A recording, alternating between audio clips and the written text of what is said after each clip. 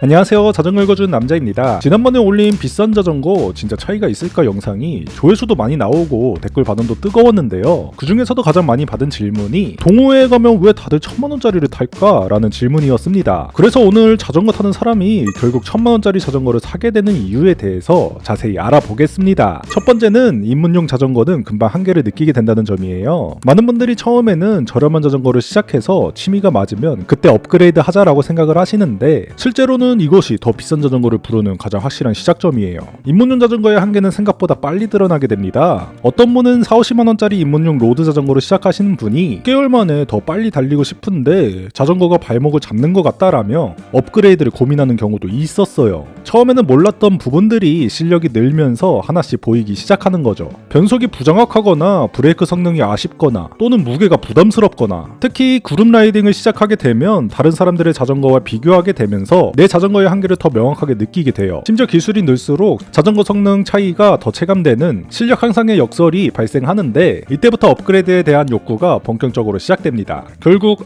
처음부터 좋은 걸 살걸 이라는 후회와 함께 예상보다 훨씬 빠른 시기에 업그레이드를 고려하게 되는 입문용 자전거의 함정에 빠지게 되는 거예요. 두 번째는 업그레이드의 늪입니다. 한 번에 고급 자전거를 사기엔 부담스러우니까 조금씩 업그레이드 해나가자라고 생각하시는 분들이 많은데 실제로는 이것이 더 많은 돈을 쓰게 만드는 함정이에요. 처음에는 휠만 바꾸고 그 다음엔 그룹셋을 바꾸고 그러다 프레임까지 바꾸게 되는 업그레이드 늪에 빠지게 되는 거죠. 제가 경험한 바로는 300만원짜리 자전거를 부분적으로 업그레이드 하다 보니 총 800만원을 쓰고도 여전히 아쉬운 부분이 남아있더라고요. 차라리 처음부터 700만원짜리를 샀으면 더 만족스러웠을 거예요. 거기다 호환성 문제도 있어서 한 부품을 바꾸면 다른 부품을 함께 바꿔야 되는 경우도 많아요. 휠을 바꾸니까 브레이크도 바꿔야 하고 그룹셋을 바꾸니까 휠 허브도 바꿔야 하는 시기죠. 또한 중고가치 하락 문제인데 부분 업그레이드한 자전거는 나중에 팔 때 원가 대비 가치가 더 많이 떨어져요. 실제로 이런 단계적 업그레이드가 결국 더 비싼 선택의 연속이 되어서 처음 예상의 두세 배를 쓰게 되는 업그레이드 늪의 현실을 만나게 됩니다. 세 번째는 동호회에 들어가면 장비 욕심이 생긴다는 거예요. 자전거는 개인 취미지만 그룹 라이딩을 시작하게 되면 다른 사람들의 자전거가 눈에 들어오기 시작하면서 장비에 대한 압박이 시작돼요.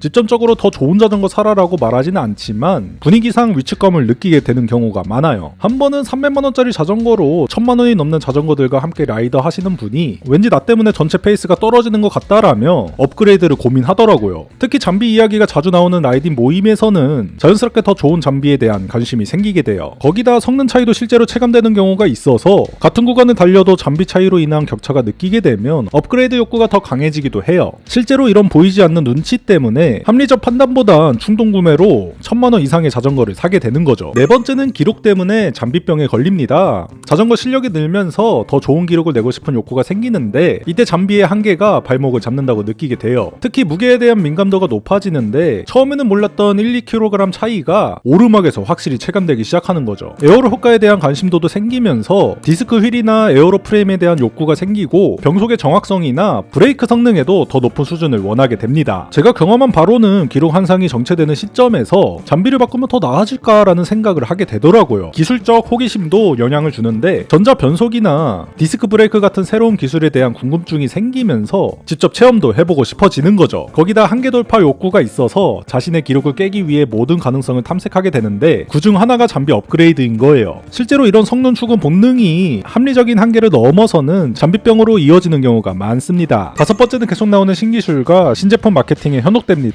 자전거 기술이 계속 발전하고 있고 매년 새로운 제품들이 나오면서 기존 장비가 구식으로 느껴지게 만드는데요. 특히 전자 변속기라던가 디스크 브레이크, 튜블리스 타이어 같은 새로운 기술들이 나올 때마다 이제 이게 표준이다라는 분위기가 형성되죠. 무선 전자 변속이 나왔을 때 많은 라이더들이 이제 케이블은 구식이네 라며 업그레이드를 고려하게 되었고 풀 인터널 핸들바가 나오면서 기존 분리형 스템 핸들바 조합이 뒤떨어져 보이게 만들었어요. 놀라운 건 멀쩡한 3년차 자전거인데도 새로운 규격이 나와서 호환이 안 된다며 아예 새 자전거를 고려하는 경우도 있었습니다. 리뷰 영상이나 기술 소개 영상을 보면서 새로운 기능에 대한 호기심이 생기고 이거 한번 써보고 싶다라는 생각에 구매로 이어지는 경우가 많아요. 거기다 남들보다 빨리 써보고 싶은 심리도 있어서 가장 최신 비싼 자전거를 사고 싶은 욕구가 생기는 거죠. 실제로는 이런 신제품이 실용성과 관계없이 비싼 자전거를 구매하게끔 만들어내는 거예요. 여섯 번째는 취미가 깊어질수록 더 좋은 장비가 자연스럽게 눈에 들어옵니다. 자전거 취미가 깊어지면서 단순히 타는 것에서 잘 타는 것, 더 나은 경험을 추구하게 되면서 장비에 대한 기준이 높아지는데요. 라이딩 거리가 늘면서 편안함과 효율성에 대한 요구가 높아지고 라이딩 강도도 높아지면서 성능에 대한 요구도 증가합니다. 전문 지식이 늘면서 부품별 차이를 더 세밀하게 구분할 수 있게 되고 그만큼 더 좋은 부품에 대한 욕구도 정교해져요. 제가 경험한 바로는 처음에는 자전거면 다 비슷하지라고 생각을 했었는데 시간이 지나면서 프레임 소재, 그룹셋 등급, 휠셋 성능 같은 세부 사항들이 보이기 시작하더라고요. 커뮤니티 활동도 영향을 주는데 자전거 관련 정보를 많이 접하다 보면 자연스럽게 더 좋은 장비에 대한 지식과 욕구가 생겨요. 그란폰드 이벤트나 대회를 참가하게 되면 더 진지하게 임하게 되면서 장비에 대한 투자를 당연하게 여기는 거죠. 실제로는 이렇게 취미가 깊어질수록 자연스럽게 고급 장비가 정당화되죠. 7번째는 경제적 여유가 생기면 건강 투자라는 핑계가 생기기 시작해요. 시간이 지나면서 경제적으로 여유가 생기거나 자전거에 대한 투자 가치를 인정하게 되면서 구매 기준이 달라져요. 처음에는 자전거에 100만 원도 비싸다라고 생각을 했었는데 몇 년 타다 보면 건강 투자라고 생각하면 1000만 원도 합리적이다라는 생각으로 바뀌게 되는 거죠. 시간당 비용 계산을 하게 되면서 매주 10시간씩 3년 타면 시간당 6만 원 정도니까 비싸지 않다라는 논리를 만들어내요. 주변에서 들었던 이야기로는 담배 끄는 돈으로 자전거를 사는 거니까 오히려 건강에 좋다라며 고급 자전거 구매를 정당화하는 경우도 있었어요. 재판매 가치를 고려하게 되면서 좋은 자전거는 값이 덜 떨어진다라는 이유로 처음부터 비싼 자전거를 사는 것이 합리적이다라고 생각하게 됩니다. 거기다 기회비용도 고려하게 되는데 어차피 업그레이드 할 거면 처음부터 좋은 걸 사는 게 낫다라는 결론에 도달하게 되는 거죠. 실제로는 이런 경제적 합리화 과정이 객관적 필요성을 넘어선 고가 구매 정당화 심리로 발전하는 경우가 많아요. 8번째는 브랜드와 디자인에 끌려서 결국 갖고 싶은 마음이 생겨요. 고급 자전거에는 단순한 성능 이상의 상징적 가치와 소유의 즐거움이 있어서 이것이 구매 동기로 이어지는 경우가 많은데요. 브랜드 가치에 대한 인식이 생기면서 한 번은 피나레로나 에스워스를 타보고 싶다라는 욕구가 생기는 거죠. 수집 욕구도 발동해서 각 용도별로 하나씩 갖고 싶다라며 로드 자전거나 MTB, 그래브 바이크를 따로 사는 경우도 있어요. 커뮤니티에서 본 케이스로는 이미 좋은 자전거가 있는데도 한정판이 나와서 또는 예쁜 색상이 나와서라는 이유로 추가로 구매하는 경우도 있었어요. 자존감으로 연결되는 경우도 있는데 좋은 자전거를 타는 것이 자신의 정체성이나 라이프 스타일을 표현하는 수단이 되는 거죠. 완벽주의 성향이 있는 분들은 어차피 할 거면 제대로 하자라며 처음부터 최고급을 선택하는 경우도 많아요. 실제로는 이런 감정적 가치가 실용적 필요성을 넘어서는 소유욕으로 작용하는 경우가 많습니다. 9번째는 정보를 많이 접하다 보면 결국 비싼 게 좋아 보이기 시작합니다. 자전거에 대한 정보가 많아지면서 오히려 좋은 건 다 비싸다라는 결론에 도달하게 되는 경우가 많은데요. 리뷰 영상이나 전문 매체에서 고급 제품들을 계속 접하다 보면 기준이 높아지고 중급 제품들이 아쉬워 보이기 시작해요. 스펙을 비교하다 보면 조금만 더 보태면 한 등급 위를 살 수 있다라는 생각이 계속 반복되면서 예산이 계속 올라가는 거죠. 제가 경험한 바로는 500만 원 예산으로 시작했는데 인터넷에서 정보를 찾다 보니 700만 원이면 확실히 다른 급이다. 1000만 원이면 최소 10년은 쓸 수 있다라는 논리로 예산이 계속 늘어나게 되더라고요. 전문가 의견도 영향을 주는데 이 정도 실력이면 이 정도 자전거는 써야 한다는 조언을 듣게 되다 보면 업그레이드의 압박을 느끼게 돼요. 동호회 선배들의 조언도 보통 좋은 걸 사라라는 방향이어서 자연스럽게 예산이 올라가게 되는 경우도 많아요. 실제로는 이런 정보가 다 역설이 합리적 선택보다는 고급 자전거를 사게 만들어내는 거예요. 10번째는 한번 사면 오래 쓰니까 라는 생각이 비싼 자전거를 부르게 돼요. 자전거는 소모품이기 때문에 한번 좋은 걸 사면 오래 쓸 수 있다라는 논리가 비싼 자전거 구매를 정당화하는 강력한 근거가 되어요. 내구성을 고려하면 싸구려 사서 몇 년 후에 바꾸는 것보다 처음부터 좋은 걸 사는 게 낫다라는 결론에 도달하게 되는 건데요. 기술 발전 속도도 고려하게 되는데 어차피 몇 년 후에는 지금 기술도 구식이 될 테니까 아예 지금 최신 기술을 사자라는 논리를 만들어내요. 주변에서 들었던 논리로는 10년 타려면 지금 1000만 원 써도 연간 100만 원이니까 비싸지 않다라는 계산을 하는 경우도 있었어요. 업그레이드 비용을 미리 고려하면 나중에 바꿀 돈까지 생각하면서 처음부터 좋은 걸 사는 게 경제적이라는 결론이 나오는 거죠. 중고 가치도 논리로 사용되는데 자전거는 중고로 팔 때도 값이 잘 나온다라며 투자 가치를 강조하죠.